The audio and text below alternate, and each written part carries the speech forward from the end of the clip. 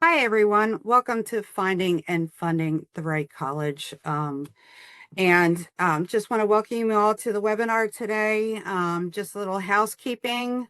This webinar will be recorded and you will get a copy of it if you're registered. That will come in an email in a couple days. So please be aware of that. So my name is Barbara Glover. I'm a financial advisor here at JFS Wealth Advisors. I work with clients and their families to help them reach their financial goals. One of my passions is late stage college funding, helping parents with children in high school figure out and navigate how to get through the college funding process. Topics of discussion for today, we're going to talk about financial aid, the FAFSA form, the CSS profile form. You're going to learn about all the different terminology that's goes along with applying for financial aid. You're going to learn what is included in the financial aid calculations and how to shop for college using net costs instead of the sticker price. We're going to give you some tips about timelines, when to do what, and just some just general tips and clues. And then at the end, I'll answer any questions. So let's get started. Why are we here today? Why do I care about the cost of college? Well, we all know if any of you have started looking at, it's really, really expensive. Private nonprofit four-year colleges are about $58,000 a year on average. Public out of state on campus, about $44,000 a year. And in state on campus is about $25,000 a year. For example, I'm in the Philadelphia suburbs right now, and if you went shopping for Haverford College in my area, their sticker price is about $99,000 a year, or $395,000 for 4 years. So that sticker price is just really over the top. And but then there's schools like Westchester University in my area. That's about $29,000 a year for a total 4-year college of $116,000. That is a lot of money, but it's a lot less than 400. So we're going to talk about the different schools and which schools you should be applying to and which schools might give you aid and how to get that aid. So what you need to keep in mind as you're shopping for schools, the sticker price of college is irrelevant. Merit scholarships and need-based grants pay for over 27% of college costs these days. Private colleges discount their average tuition by about 56%. That means they're giving away free money to their students to help offset that, $100,000 a year sticker price. So, what's the process? When you're shopping for schools, what do you need to do? One, you need to figure out how much the colleges think you can afford. This is called your student aid index. They use your student aid index to see how much you can afford. I'll go over what that means and how that gets calculated. You also want to create a budget and figure out how much your family can afford. So, do you have 529s? Do you have a commitment from mom and dad to help you help their grandchildren pay for college? And what does that look like? So that's part of your college budget. You're going to search for schools that will be the most generous for you and your family. Each family is different. Their circumstances are different. So you want to find the schools that are generous for you. You want to look at the out-of-pocket costs for all 4 years. A lot of us make the mistake of going, okay, it's $20,000. I can afford that. But it's $20,000 for 4 years. Can you afford $80,000? And with the big beautiful bill, that may be a little bit more difficult for some families. So out-of-pocket costs are very expensive, and you want to look at all 4 years. And then you want to determine what that funding gap is. Say it's $80,000. How are you going to pay for that? What type of loans are you going to use? Where is that money going to come from? We're going to talk about how much colleges think you can afford, that first step in the process. They use what's called the FAFSA form. It's the free application for federal student aid. If you notice, free is in that title. Make sure you're using the free version. You should never have to pay for someone to help you do the application. It's a free form that's available to everyone. The FAFSA form is used for federal programs, for state programs, and oftentimes for school programs. So even if you're not looking for financial aid on a need basis, and I'll go over the difference, some colleges require it for even just merit scholarships. So make sure you're filling out the FAFSA form. In order to fill out the FAFSA form, you're going to go to studentaid.gov, and the application is on that website. It's a great website to learn about student loans and the cost of college. And, I encourage everyone to go and check out that website. The FAFSA form, the calculation they use is called the federal formula. So if you hear that term thrown around, they're using the FAFSA form to calculate your financial aid needs. And the FAFSA form, please know that it's available right now for anybody who's going to school next fall in class of 2026. FAFSA is available, and I encourage everyone to go out and get started and get that done and out of the way. So, and then once you get through the formula, you end up with what's called the Student Aid Index, or SAI. And the Student Aid Index, what's used in the calculation is based on whether it's a parent or a student asset, or a parent or student income. So I have parents say to me all the time, how do I reposition my assets to hide it from this formula? Please know that a parent asset, that's your bank accounts and the 529, they only calculate using 5.64% of that balance. So it's not a big percentage.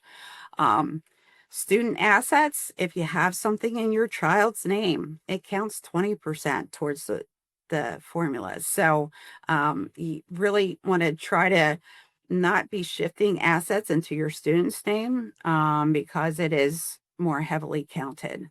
The biggest driver of the student aid index is the parent income. That can be up to 47% used in that calculation. And then student income, there is a student allowance. So your child can earn about $9,400 a year, and the schools won't look at that money. That's the student's money. Anything above that, they say 50% of that can go towards the cost of college. These are the percentages that are used when calculating your student aid index. Another thing to consider is what's included as an asset. This is really important as well. So, the accessible assets are stuff like checking accounts, savings accounts, your cash accounts, 529 savings programs. So it used to be, if you had 3 children, they would ask for the balance in all 3 accounts, and that would get assessed. That's been changed to just the applying student only. So that's kind of nice. If anyone has an old Coverdell ESA and an education savings account, that's included. Your mutual funds, bonds, stocks, and a brokerage account. A brokerage account is included. UTMA, UGMA accounts, gift to minors accounts. These are counted as a child asset. So if you have these accounts, it's not the most advantageous to have a UTMA or UGMA when applying for aid. There are ways to kind of change that account a little bit. And I've talked to some parents, if you start soon enough, you can do what's called a UTMA owned 529, and move those assets into a 529. Any 529 is counted as a parent asset. So instead of the student asset. So it saves you some money. But there's really specific circumstances where that works and makes sense. So please talk to your advisor about that before you make any changes. There's a whole analysis that needs to get done before you go and do that.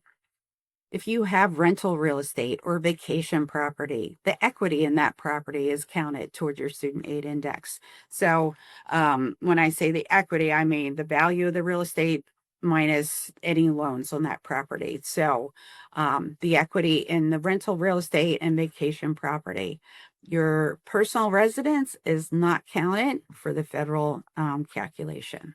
Non-assessable assets. I've seen people struggle with this as well. So if you have IRAs, Roth IRAs, your work 401k, 403b, 457, your work pension, none of that is counted towards your student aid index. So please be aware that those assets do not count towards the calculation. Annuities aren't counted. Cash value life insurance is not counted. And your personal residence is not counted. The big beautiful bill, recently it was changed that small business and family farms were included in the calculation. The big beautiful bill turned around and removed them again. So they're no longer counted. So if you have a small business or a family farm, that asset is not included in the federal formula. There was big overhaul in 24, 25, a lot of problems with it, but it's worked itself out. So that's a good thing for anybody doing it this year. The number of questions has been greatly reduced from 108 to about 36. So it's a lot less time consuming to fill out the FAFSA form these days. It will go and pull your tax return. So it's going to look to pull your 2024 tax return. Everyone should have that completed now. October 15th was the deadline. So that tax return should be available, and it's going to ask to pull in that tax return. And that saves a lot of time and data input from your perspective. Grandparent family support. This got changed as well. So used to be they would ask if anyone else is providing any money towards tuition. A grandparent-owned 529 used to come into play. That's no longer the case. The FAFSA form does not ask about any outside support. So that's a plus for many of our families. You can actually list more colleges. When you're filling out the FAFSA form, you can send it to 20 colleges instead of 10. So some families found that really helpful. Some of the changes that are more complex are, and this one, the number of students is a negative for a lot of families. So prior to the 2024 school year, if you had kids back then and you had more than one in school, they would take your student aid index, say it was $40,000, and say, okay, we're going to split that between your two children. So your student aid index would be 20 for one and 20 for the other. The federal formula no longer does that. So each student, your student aid index is going to be $40,000. And we're going to see how that comes into play in just a minute. The other big change was for divorced parents. So it used to be that if the child lived with you 183 days of the year, you were the one that filed the FAFSA form. So it's now the parent that provides the most financial support. So for the federal formula, only one parent has to fill out the FAFSA form if you're divorced. So you want to use the parent that provides the most financial support. And that's, can be tricky for some families to kind of figure out. But you want to sit down, put pencil to paper and say, okay, who are they living with? Electricity, food, all that stuff that goes into living at your home. Um, who's paying for, like activities and stuff like that. So, you know, have some kind of written down documentation how you come up with who is the family that provides the most financial support. Then if you're ever audited, you can say, okay, this is how we came to that conclusion. One nice thing is child support used to be come through as income, and we saw that income can be up to 47%. Child support is now going to be calculated as an asset to the parent receiving the child support. So, if you're receiving child support, don't necessarily think you shouldn't be the one that fill out the FAFSA form. It comes in at 5.64%, not the up to 47% that it used to.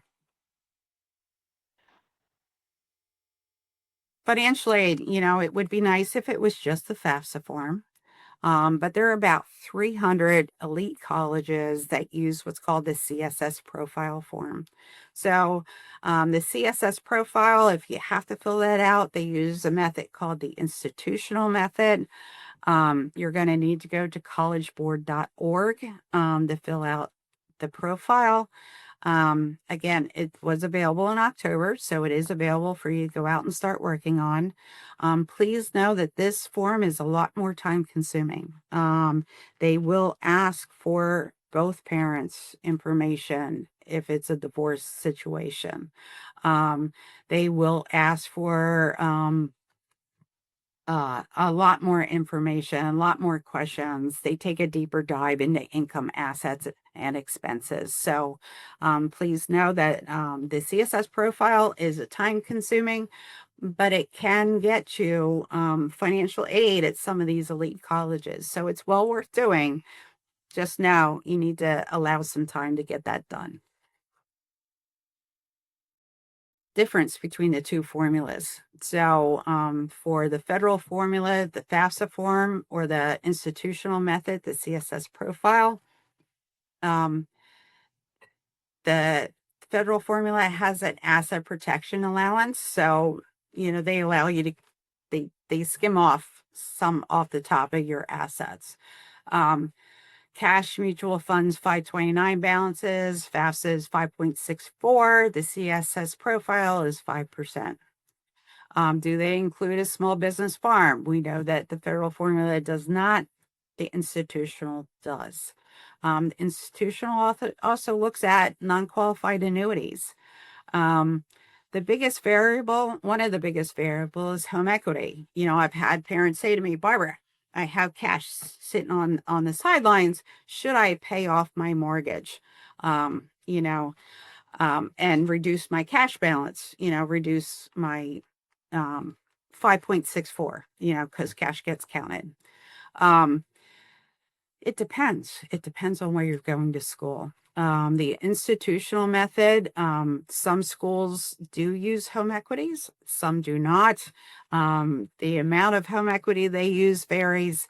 So, we'll talk about how you figure out what the school's going to use in a few minutes. But home equity is not a clean cut, is it good or bad kind of thing. It depends. Assets in the students' names, we know that federal is 20%. The institutional is up to 25. Non-custodial parent resources, it varies on the institutional side. Again, the more elite schools can kind of adjust their numbers. They're not mandated to that federal formula. Sibling discount, if you have more than one child, some of the institutional method schools still provide a discount for you if you have multiple children in school. So any questions about what they include or don't include, call up their financial aid office and they'll talk to you about it. It's one of the best ways to find out what they actually do at each individual school. So one of the tools you can do is estimate what your student aid index is. Um, so lot the schools are all mandated to have a net price calculator on their website. Now, I will tell you that not all schools' net price calculators are created equal. Some are much better than others, so please know that. The more questions they ask, probably the better they are.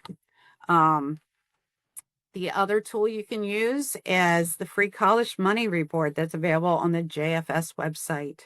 If you click on the QR code, you can put in your income assets and up to 3 schools, and it will give you a report showing what your student aid index, what you can expect your student aid index to be for those 3 schools.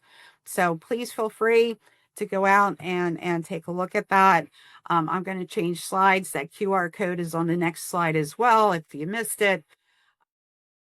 How is that student aid index used? We just spent a lot of time saying how it's calculated, but how do the schools use it? So what they do is they take their total cost of attendance, tuition, room and board, minus your student aid index, which we just talked a lot about, and that's your financial aid need.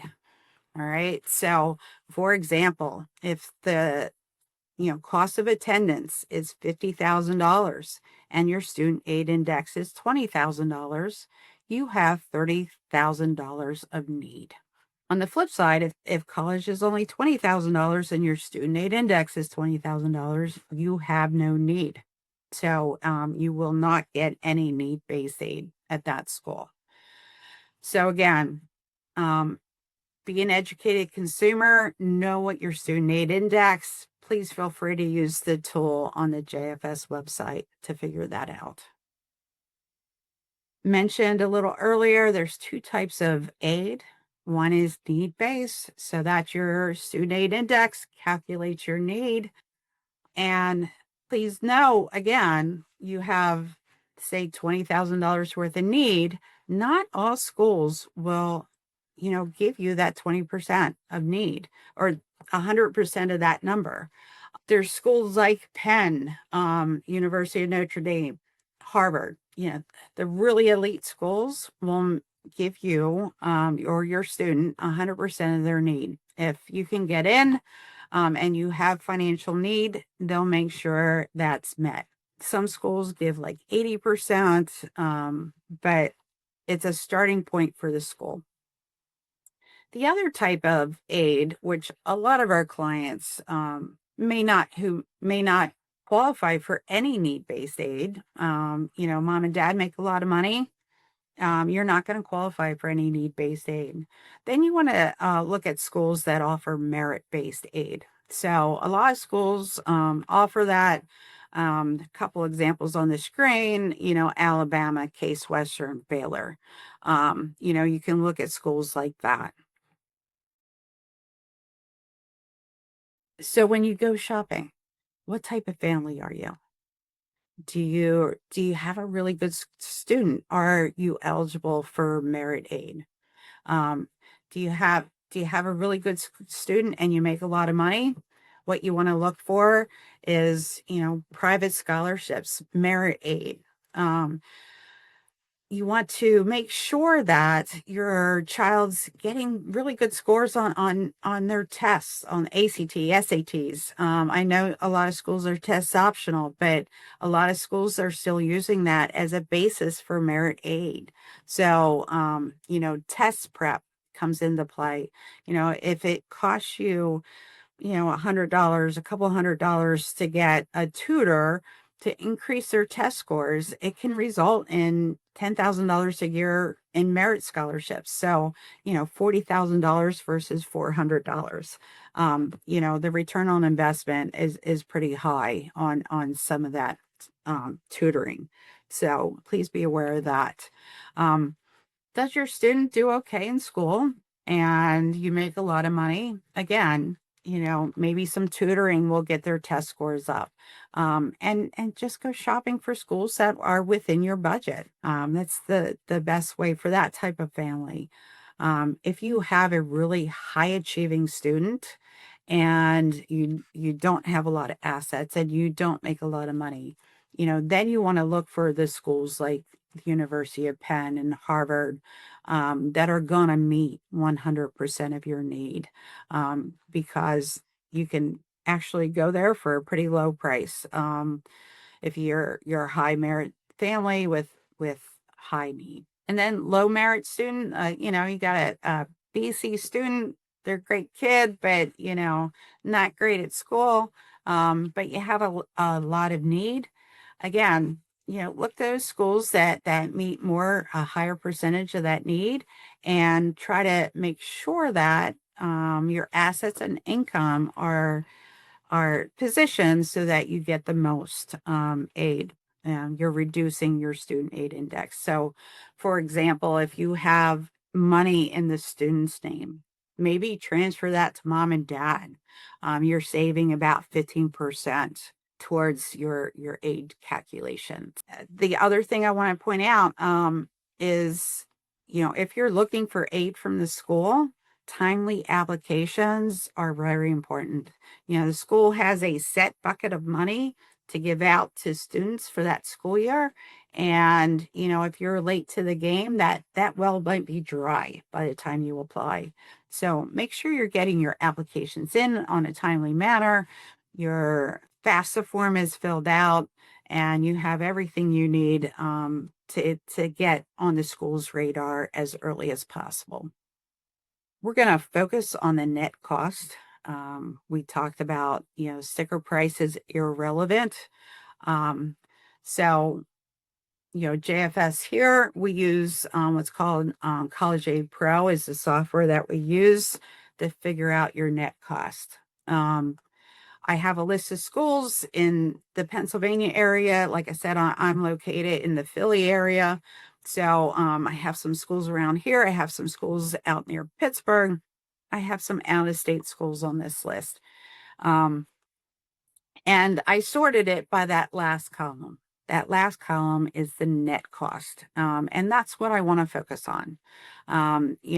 So net cost for Westchester is about $23,000 a year for this student. They're a PA resident, very good student. So they were getting some merit aid at Westchester, reduced the price down to $23,000 a year.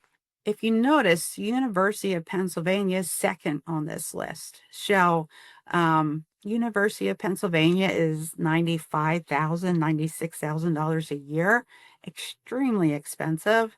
The SAI for University of Penn versus Westchester, SAI for Penn is 24, Westchester is 26. One uses the institutional method, the other uses the federal. But the big difference is University of Penn is giving them 100% of their need. So they're giving them $69,000 in institutional need-based grants. You'll notice the difference, 71, 69, they're probably looking towards student loans to make up that, the federal student loans to make up that little bit of difference. But again, Westchester is $23,000 a year. University of Penn, the net cost is $26,000 a year. You can look at Pitt and Carnegie Mellon the same way. First year cost for Pitt is about $37,000. Carnegie Mellon for this student is $41,000. Again, every family, every student's different. One of the reasons I put University of Penn and Carnegie Mellon on here, they both use the institutional method, but they handle home equity differently. So the SAI for the University of Penn for this family is $24,000. The SAI for Carnegie Mellon is is $41,000. This family had some home equity, so the school's assuming that the family can take some of that equity and help pay for college using that equity in their home. So again, each school's different, each family's different. Net price calculator on the school's site, or use the JFS one, and we can help you figure out where you fit in these calculations. Timelines. So let's talk a little bit about timelines. So timeline for high school juniors. So hopefully we have some sophomore families, some junior families on the call. Sophomore is ideal. It gives you plenty of time to start making your list. I encourage families to figure out the net costs and figure out their budget. And don't let your child fall in love with a school that is financially unachievable. You hear all these horror stories of kids graduating with huge student loans. Right now, parent student loans are a big issue in this country. It's not as widely touted, but there's a lot of seniors out there that took out loans for their kids that are still paying for them. So if you have a kid that's a sophomore, make sure before you start visiting schools, you understand the costs. So let's talk about timelines. I'll get off my soapbox. September through November, you want to start researching colleges, take some of your exams. December to February, start formulating your list. Maybe retake SAT, ACTs, and continue studying for those tests, and then maybe schedule some college visits.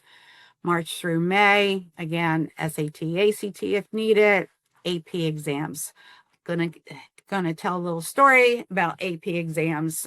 So there are schools out there that will give you college credit for APs, as long as you get good scores on those exams, they'll give you college credit. For example, my daughter took a couple AP courses in high school, did very well. Her school actually gave her college credit for her AP classes, and she took a couple community college classes while she was home over the summers, and was able to graduate in 3 years instead of 4. And, just so my bright child who did very well in AP exams looked at us and said, why would I want to graduate in 3 years instead of 4? And we explained to her that she didn't have to pay that 4th year of tuition. And she's like, oh, then they get it. They're actually, there's a lot of kids out there that are very smart and understand the financial consequences. So AP exams, if they're offered to your student, and you think they can do well, are absolutely encouraged. June through August, if you're a junior, finalize your college list, keep visiting the colleges. Visiting colleges, another personal anecdote. There were 2 colleges my daughter really liked.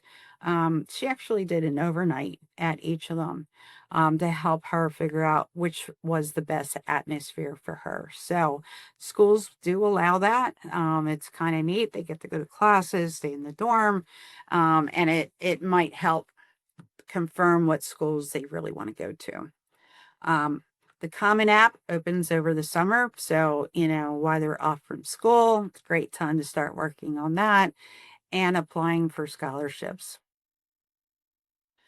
If you have a senior, so you should already have started your FAFSA form, your CSS profile form.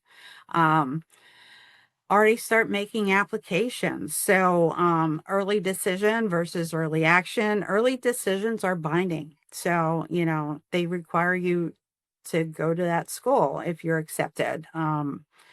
Early action is non-binding. So I encourage people to do early action. If you want to retake the SAT, ACTs, there are some merit scholarships out there. If you're 1 point off, it could be the difference between a $10,000 a year scholarship and none. So, again, those tests do still matter. December through February, finish your FAFSA form, finish your CSS profile, retake SATs, ACTs, March through May. So the acceptance letters start going out. The financial aid letters go out in April. And you can the schools most of the time want you to make a decision by May 1st. and pay your deposit at that time. So, um, you know, please be aware that the financial aid letters that come out in April are not uniform. So look at them closely. Some schools count loans as, part of your aid package. Make sure you understand, is this a grant, a scholarship, or a loan? They have work study on there. Different things get put on there as aid, and you have to understand whether it's a scholarship, loan, work study. Look at them closely when they come out. If you have questions, let me know and I can look at them with you. The other thing you can do in April is, as you get those award letters, compare them.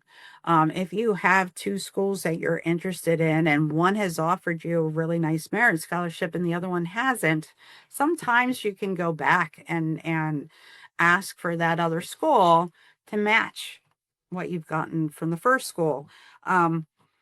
It works best if, say they're in this, the best way to look at it is, for division sports. If they're playing in the same conference, they're going to be competing schools. And, you may be able to negotiate for a little bit more money, from one school that's competing with the other school. This is a business. They want your student. They want to fill their seats. So you can go back and ask. Even if they say no, at least you've asked. So please know you can do that. Take your AP exams in that time period. Start looking at loans, because tuition's due usually in the summer, July, August. Make sure you have your financing all established and ready to go.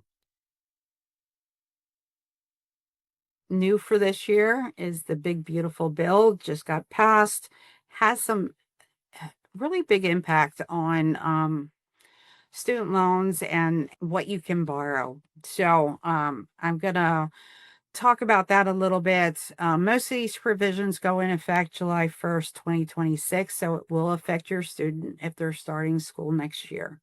A lot of our clients are not Pell Grant eligible, but they have expanded those to include work study, is one of the changes. A lot of these are going to affect our students. So the number of repayment plans is reduced from 6 down to 2. I always encourage families to take the federal student loans. So everyone qualifies for the federal student loans. I don't care how much you make, how many assets you have, everyone qualifies for the federal student loans. The only qualification is you have to fill out the FAFSA form. If you fill out the FAFSA form, your child is eligible for $5,500 their freshman year, $6,500 their sophomore year, and $7,500 for each of their junior and senior years. These federal student loans are only available in each year individually. So if you didn't take $5,500 the freshman year, you cannot then add that to the sophomore $6,500 for 11. You have to do $5,500, $6,500, $7,500, $7,500. It's not a lot of money, $27,000 total, for 4 years. One of I always touted the federal student loans as this is the first place you want to go for money. It still is. Interest rates are pretty good. They're 6.39. If you think about it, it's an unsecured loan to a child that's never had a loan before. So 6.39 is not terrible. If you take that into consideration, the federal student loans are in your child's name. They're not in your name. One of the nice things is there's different repayment schedules. So used to be 6 down to 2, makes it a little easier, but there is an income-based repayment schedule still. So that's a good thing if they come out and they're not making a lot of money.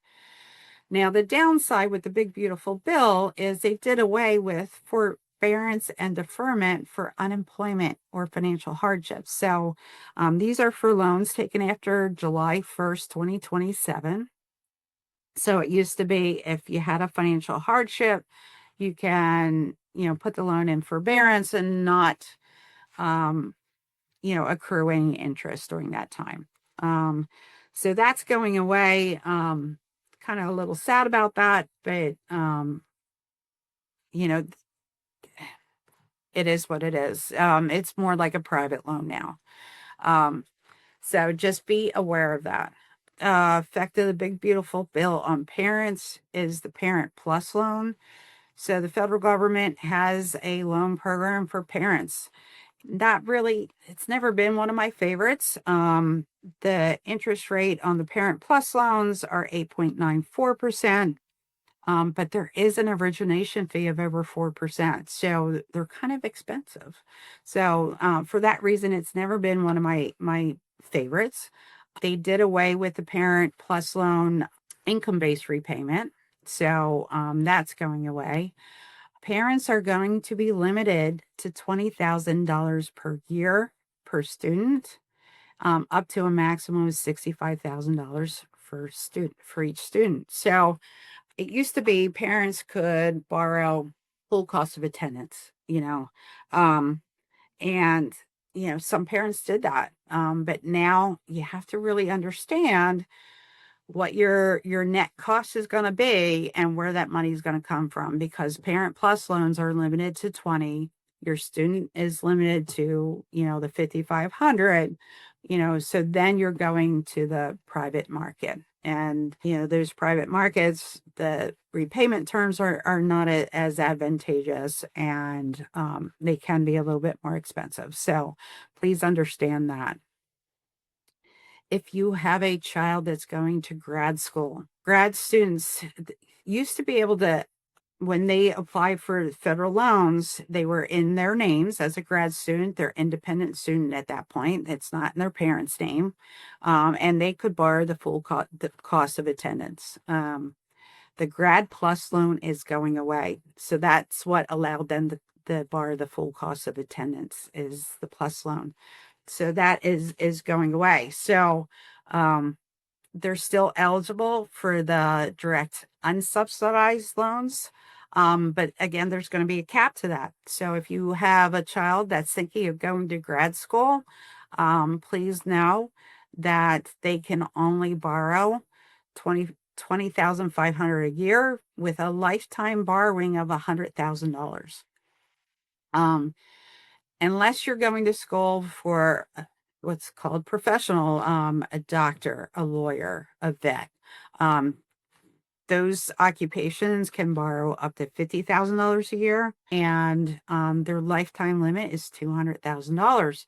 So I know these numbers sound like a lot, but if you look at, multiple years of school, you're not going to get an awful lot of money out of the federal government to borrow for school. So please make sure you understand what the costs are going to be and have a game plan of how you're going to pay for that. If it's 4 years for just undergrad, or 6 to 8 years for graduate school, if you include graduate school, understand how you're going to pay for that, because the limits have changed.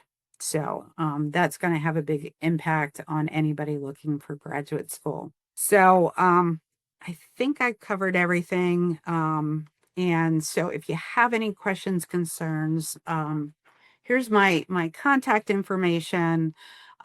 Please feel free to reach out to me. I'd be happy to talk to you. I'm going to try to see if I can find the disclosure. But again, I thank you for attending. Again, my name is Barbara Glover. Please feel free to reach out to me. This has been recorded, and we will send you the recording in an email in a couple days. And if you want to go to the website, I'm going to pop that up real fast, that QR code. Look up your student aid index. Be an informed consumer. Know how much the schools are going to offer you. Know how much they're going to expect you to pay. And look for schools that are in your budget.